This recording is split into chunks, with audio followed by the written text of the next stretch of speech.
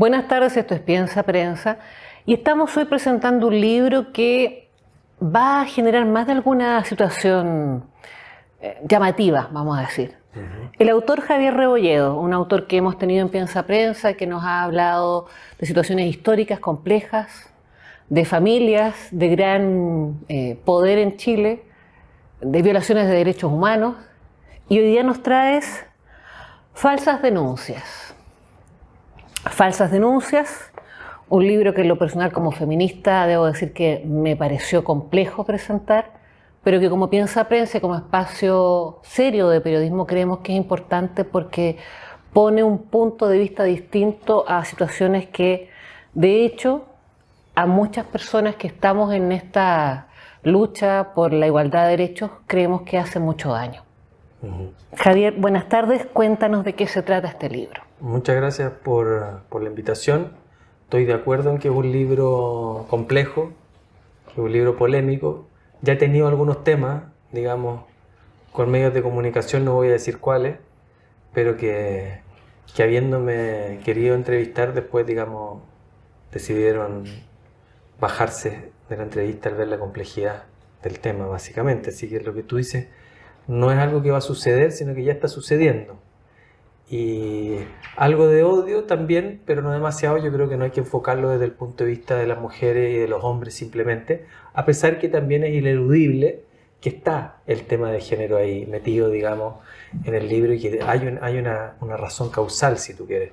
Este libro trata sobre falsas denuncias que reciben actualmente en el sistema judicial de familia padres en medio de sistemas o procesos judiciales complejos con muchas veces problemas de dinero, separaciones traumáticas y problemas de dinero, procesos largos y engorrosos donde aparece la denuncia de violencia intrafamiliar muchas veces subiendo, digamos, la intensidad hasta la denuncia de abuso sexual como una denuncia decisiva que paraliza toda la discusión que puede haber existido en esa causa previamente, causando el alejamiento inmediato del padre de estos hijos y en muchos casos la separación para siempre.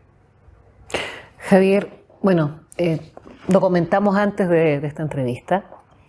Lo que tú estás planteando acá se está fundando en el bien superior que es el niño y luego en el justo proceso. Cuesta entender cómo se producen ese tipo de situaciones porque es algo tan delicado. Y quienes se exponen, que son los niños, y luego la otra parte, que es la acusada, donde acá planteas hasta casos que llegaron a la cárcel directamente. Claro. ¿Cómo te encuentras con esta situación y qué desarrollo le diste? Imagino que estuviste en largas entrevistas y conocimiento de casos en profundidad. Mira, al principio partió esto como una investigación exploratoria, como tú conoces a alguien, sí, conozco a alguien que le pasó algo parecido, tú conoces a alguien, y todos conocían a alguien. Yo dije, bueno, esta es una situación preocupante. Después me fui a las cifras. Entre 2018 y 2022 fueron cerca de 50.000 formalizados por abuso sexual infantil hombres. Si eso lo lleva al 2025, probablemente vamos a llegar a una cifra, porque se ha ido elevando, cerca de 90.000. Según los especialistas, dicen que la mayoría de los que reciben estas denuncias actualmente están siendo padres. Ponte que fuera el 50%, y no la mayoría, sino que el 50%, estaría llegando a una cifra cercana a los 45.000, 50.000 niños, si es que fuera un hijo de un matrimonio el que fue afectado. Muchas veces tienen 2 hijos o 3 hijos. Pueden ser 50.000, 60.000, 70.000, no lo sé, en los últimos 7 años. Es mucho y está siendo demasiado según los expertos. Y tal como tú dices, y es un flagelo. Están los casos más graves, digamos, que el caso de Jorge Tocornal, que estuvo 7 años preso y que 10 años preso y que pudiendo haber salido a los 7, se negó a salir porque tendría que haber reconocido arrepentimiento y él no estaba dispuesto a eso. Y cuando salió libre, después de 10 años preso, su hijo se acercó y hoy día está con él, con su hijo, el mismo hijo que lo acusó.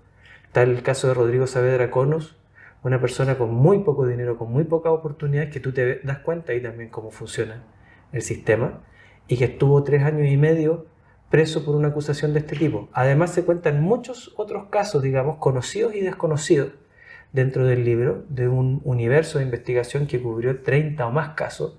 Finalmente ya tuve que parar de investigar porque era demasiada la cantidad de personas que iban llegando y que están agrupadas en unas organizaciones que se llaman Crianza Compartida, que hoy día suman cerca de 80.000 personas, abuelas también, algunas mamás también en algunos casos, tías, etcétera, que han visto los estragos en los niños y en los padres también. En los padres, por supuesto, digamos, es una cuestión horrorosa, pero yo digo que lo que estamos hablando, un padre vive una situación horrorosa porque se lo criminaliza, se lo aleja desde el primer momento, se lo trata de agresor, los organismos del Estado no lo dejan acercarse sin ninguna prueba y luego, cuando obtiene su no culpabilidad, no se le entrega el cartón de inocente, sino que se le entrega el cartón de no culpable solamente para evitar equivocarse y que pueda aparecer en virtud, digamos, de que estos delitos son de difícil prueba y pueden aparecer testimonios a futuro. Entonces el 70% de los casos que estaban ahí relatados en el libro, digamos, las cifras nacionales, obtienen un sobreseimiento temporal. Eso hace que cuando una persona se saca una falsa denuncia, un hombre se la saca, ya no es, pero obtiene un papel de no culpable. Si esa persona intenta querellarse por denuncia calumniosa con ese papel de no culpable, es bien difícil que gane y es mucho más probable que pasa que como aparece una segunda denuncia de abuso sexual de esa otra persona en su contra y el sistema se reactiva exactamente igual y comienza de nuevo a regir un alejamiento de 3 años, 4 años, sumado al primero 4, y ahí ya es irreparable, ya no hay forma, el vínculo se ha cortado y los que digamos, y la mayoría, digamos, se pierden en el olvido, digamos, los que deciden dar batallas porque el sistema no los ampara hoy día. Esa es la verdad, eso es lo que pesquisé. Javier, ¿qué elementos te parecieron repetitivos, reiterados en los casos que viste, en la contraparte que denuncia falsamente? El primero es que la denuncia de abuso sexual para proteger a los hijos nunca surge de un interés inicial de decir yo vi esto sin ningún conflicto. Nunca es cuando están casados, nunca es cuando están separados y no hay conflicto. Siempre hay un conflicto, una causa previa de dinero. Primera cosa, tú lo ves, que está esa causa primero de dinero. En función se está peleando como cuando dicen no me pasa la plata, no le paso a los niños, en vulgar chileno que todos lo conocemos, digamos, y lo hemos vivido de alguna manera o lo hemos visto de alguna manera. Ese concepto se va radicalizando porque él responde con una contrademanda de voy a pedir que me bajen el dinero. Entonces voy a tratar de que, no sé, incluso de que se me vea menos sueldo. O ella es negligente y tú te das cuenta cómo esta cuestión empieza. Esa es la primera característica, que llevan años. Y eso está en todos los casos que en la mayoría, en casi todo. Entonces tú dices, ¿cómo? ¿Vio el abuso sexual cuándo? ¿Al principio o lo vio justo ahora, que está en una parte clave del conflicto judicial y parece que está a la mano ahí de los abogados recomendando eso? Esa es una primera característica. La segunda característica es que la persona es encontrada inocente por los organismos técnicos, que son en este caso los DAM, que se llaman, que son organismos colaboradores de familia, hacen un primer diagnóstico, DCE se llaman ahora. Hacen un primer diagnóstico y generalmente dicen, el niño no tiene indicios de abuso sexual o la niña no tiene indicios de abuso sexual, el caballero, la relación vincular se ve bien, no tiene características, la señora puede parecer una buena cuidadora, mediana cuidadora, mala cuidadora, no lo sé, pero no se ve el abuso sexual. Sin embargo, en virtud de la gravedad de lo que se denunció originalmente unilateralmente por parte de la madre muchas veces, es que vamos a pedir la intervención de un PRM, que es un programa de maltrato, de reparación de maltrato grave y abuso sexual. Entonces le dice, atienda a todo el grupo familiar. Y ahí se produce la primera parte de lo que yo llamo el secuestro del niño, que es que el PRM siempre, a pesar de este primer diagnóstico, y a pesar de que el juez de familia le solicita que atienda a todo el grupo familiar, el PRM siempre responde por manual, dice, por lineamientos técnicos yo no puedo atender a un potencial agresor. Y hay una denuncia en contra del padre y no sabemos cuánto tiempo va a demorar en la parte penal en investigarse, así que yo de partida lo alejo. Primero, el papá ya lleva 6 meses ahí alejado de su hijo hasta el diagnóstico. El PRM tiene una lista de espera de 1 año más o menos, 1 año y medio. Y después el PRM se demora otro año en llegar a la conclusión de que no habían indicios de abuso sexual. Han pasado 3 años.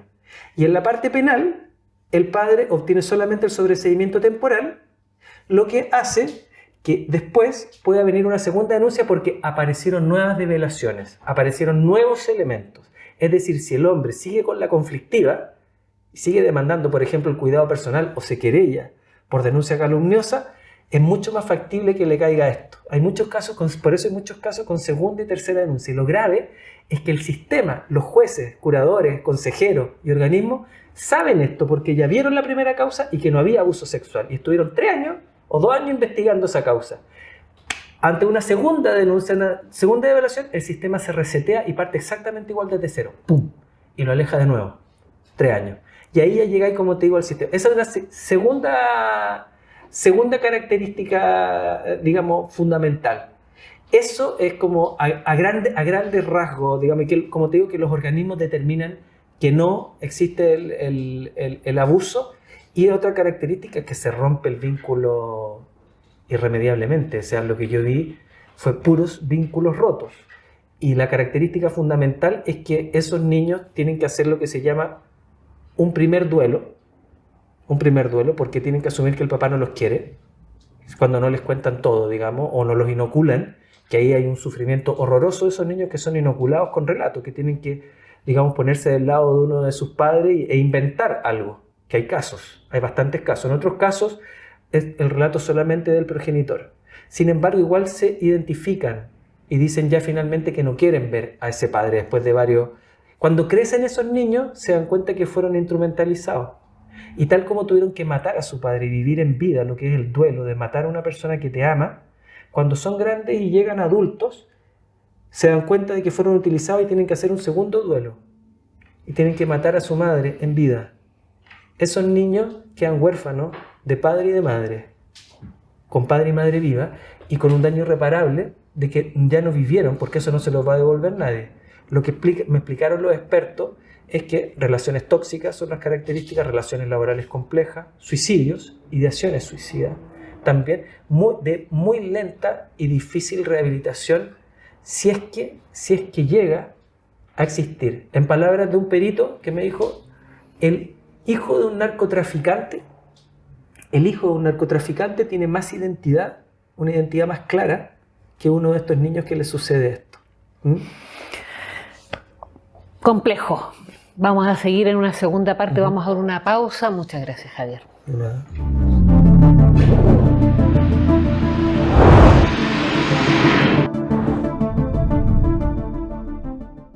Buenas tardes, esto es Piensa, Prensa y seguimos acá en esta entrevista con Javier Rebolledo.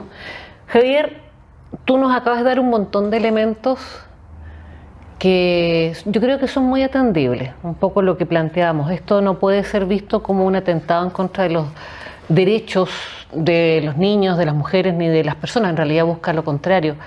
Tú diste algunos elementos que deben ser claves, ¿no? Porque estas miles de denuncias, donde hoy día ya se detecta un porcentaje que están siendo falseadas, hay cosas que tú bien decías, llaman la atención y debieran a lo mejor despejarse desde el primer momento, ¿no? Eso es lo que no está funcionando, que es súper evidente y todos los funcionarios judiciales se dan cuenta que esas son causas con alta conflictividad. Entonces da para preguntarse, oye, ¿por qué ahora? ¿Por qué en este momento y por qué no antes? Justo se dio cuenta cuando estaba en el momento de la cúspide del conflicto por dinero o por visita. Eso lo ve cualquiera. Después que los primeros diagnósticos señalen que no existen indicios, eso también es un elemento y es un elemento técnico a considerar. Sin embargo, a pesar de ello, es tan fuerte la denuncia que el alejamiento se produce de todas formas. Y ahí lo importante a destacar que, primero, acá no estamos hablando de las madres. ¿Ya? Madres hay muchas. No estamos hablando de todas las mujeres, por supuesto que no estamos hablando de todas las mujeres. Y no estamos hablando del feminismo tampoco, porque si esto que estoy denunciando fuera feminismo, para mí sería un malentendido feminismo. No, claramente. Y yo creo que... Feminismo busca la igualdad de derechos para todas y todos. Eso es la búsqueda que tenemos las feministas. Y ciertamente este tipo de acciones va en contra de un trabajo serio que por años se levanta, donde justamente son madres que normalmente no tienen acompañante, contraparte, no han peleado pensión alimenticia y menos van a estar en una disputa por ganar más dinero, entre comillas, usando sus hijos. Eso es, yo diría que casi lo contrario, son casi los elementos opuestos que se dan. Habría que ponerse a pensar cuánto, o a sentir, cuánto sufre una de estas niñas o uno de estos niños que están enfrentados a la sombra de estas peleas. Ya sea los que son inoculados y que deben hacer ese acto dramático de culpabilizar a uno de sus padres, hasta creérselo quizás en algunos casos, y aquellos que no incluso fueron inoculados, sino que estuvieron a la sombra de esto, pero que estuvieron en procesos periciales horrorosos, digamos, durante tanto tiempo, en que les preguntaron si su padre le había hecho eso, o cómo lo trataba la madre, de lado y lado, una conflictiva terrible. Te mueres. Entonces, yo digo, en nombre de nuestros hijos e hijas, pongámonos la mano en el corazón y bajemos. O sea, hay cosas que se pueden hacer en nombre de las disputas y que se hacen en los periodos de guerra, porque estas son guerras lo que hay acá atrás, digamos, y hay cosas que no se pueden hacer, ¿cierto? Yo me metí al tema de los derechos humanos, Carolina, no por yo ser comunista, por ser socialista, o por creer que quién tenía la razón en esto en la dictadura. Me metí por el daño irreparable que había en las víctimas que lo vivieron y cómo eso nos estaba abordando. Y acá, con lo que me encontré, es con un daño irreparable y que no se está abordando en niños. Sabes que acá hay varios casos, hay por lo menos 2 casos de personas que sufrieron las violaciones de los derechos humanos en la dictadura. Abuelas de niños, y que fueron grandes figuras durante la dictadura en la lucha, y hoy día están destrozadas, vencidas por esto, por este sistema. No pueden con este sistema y consideran que se les están violando sus derechos igual o peor que en dictadura. Van a estar presentes y todos están invitados este 10 de abril, el jueves a las 19 horas en la Plaza Ñuñoa, en el Espacio Literario de Ñuñoa. Va a ir mucha gente, digamos, para encontrarse por primera vez, para verse las caras, porque es muy difícil la unión en torno a esto, no, en las abuelas también, en los padres también, en las tías también, porque se le pone el mote de abusador sexual a un integrante de esa familia que es el peor en contra de su hijo, que es el peor estigma social que puede existir. Así es. ¿Te encontraste con alguna madre acusada? También hay madres acusadas. No participaron del libro, pero hay madres acusadas también. Hay madres acusadas también. Hay gente, por ejemplo, neurodivergente, con distintos, digamos, temas de personalidad, como la jueza Tala, por ejemplo, también, que son tratadas como hombres, porque son distintas a la norma. Entonces la ven el sistema y dice, a ver, tú en realidad eres una mujer, pero no eres una mujer normal, te voy a tratar como un hombre, te voy a dar los derechos del padre. Y a ti que eres hombre, pero que eres más normal, entre comillas, según lo que yo veo del sistema, a ti te voy a dar los derechos de la madre. Es así de conservador y de machista el sistema judicial de familia en el cual vivimos. Difícil y necesario. 10 de abril, lanzamiento oficial. Oficial, 19 horas, Espacio Literario Ñuñoa, Plaza Ñuñoa, Jorge Washington, frente a la municipalidad. Esto lo están vendiendo hoy día en todas las librerías de Chile. A través de alguna página. En todas las librerías de Chile. También en la página de Planeta de Libros, en Busca Libre, etcétera. Está en ebook también. Perfecto. Este lo trajiste además para nosotros, ¿sí? Para ustedes un regalo. Bueno, esto va a quedar acá para que la gente que quiera tener esta investigación, porque tú haces investigaciones, pueda contactarse y ya les vamos a contar de qué fórmula. Javier, ¿algún mensaje que tú quieras darle a la comunidad? Porque, insisto, estos son temas espinosos. Espinosos porque uno no sabría bien cómo ponerlo en la mesa sin que genere, entre comillas, daños colaterales. Y esos daños colaterales se han visto en muchas cosas y a veces son como terribles, pero a veces también son reales, ¿no?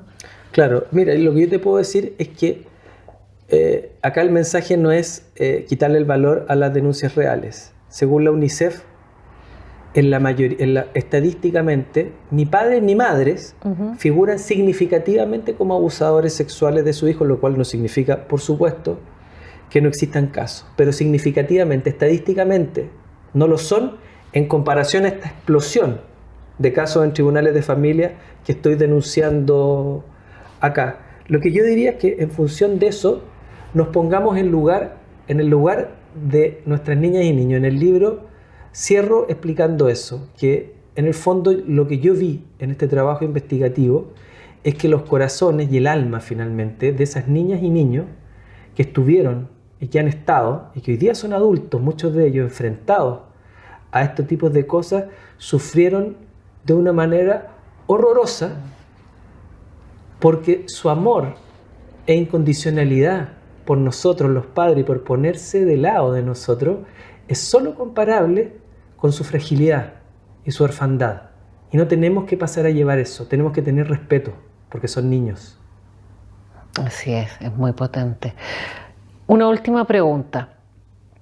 ¿Estás dispuesto a ayudar a quienes puedan aparecer, por ejemplo, con temas de denuncias, a entregar elementos?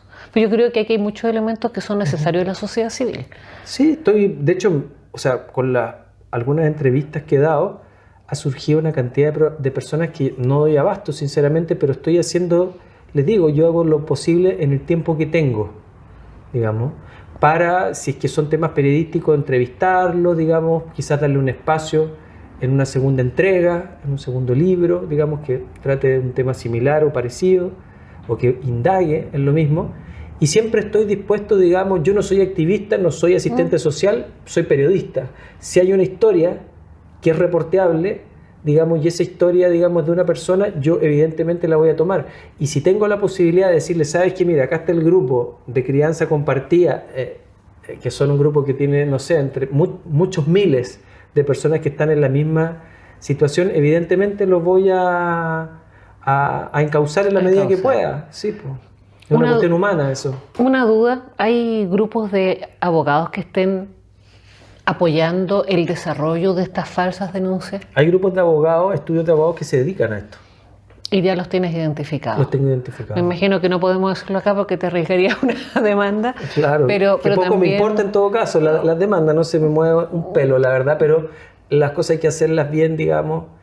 Uno no puede hacer acusaciones, yo diría, al voleo, si no son parte de la investigación propiamente tal del libro. Y en esta primera entrega se trata un poco de romper el hielo sobre un tema tabú, que es de muy difícil digestión, ¿cierto? Porque lamentablemente se asocia, como decimos, a muchas cosas, como está la consigna del yo te creo, esto está afectando el yo te creo, o qué pasa con la igualdad ante la ley, acá la presunción de inocencia. Hay muchos temas que han ido surgiendo en la sociedad a partir de la acusación de Boric, lo que pasó por otro lado con Cristian Campos, Gonzalo Valenzuela, para acá, para allá. El tema ha estado, esta niña Jazmín Carro en Argentina, ha estado ahí, que algo pasa con las falsas denuncias y con la presunción de inocencia, que es tan importante versus los juicios populares, digamos, o las funas. Y estamos, porque el péndulo se mueve. Antes no te creo nada, pasamos de un no te creo absoluto. Yo me acuerdo en El despertar de los cuervos, Olga Letelier, que me contó que su papá le sacaba la mugre y que los carabineros le decían, pero es un asunto familiar, y ella, para que pararan de pegarle a su mamá, ella tenía que decir que había un incendio,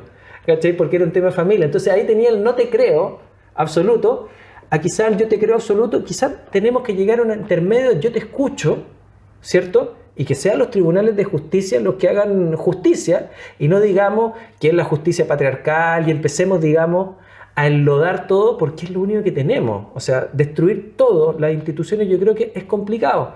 Los tribunales de justicia muchas veces no funcionan, pero en el fondo hay que tratar de irlos mejorando cuando cometen errores, etcétera, y que vayan haciendo su trabajo, que en estos casos yo pienso que no, te digo sinceramente, no lo están haciendo. Y de velar las prácticas antiéticas como estos abogados que tú comentabas. También. Javier, muchísimas gracias. Esperamos tenerte también en otra publicación, siempre son muy interesantes. E invitamos a la gente que asista a tu lanzamiento este 10 en la Plaza Ñuñoa. El 10 de abril en la Plaza Ñuñoa a las 19 horas, Espacio Literario Ñuñoa. Gracias. Gracias a ti. Esto es Piensa Prensa. Síganos, vean esta entrevista, compartan y apoyen la prensa independiente.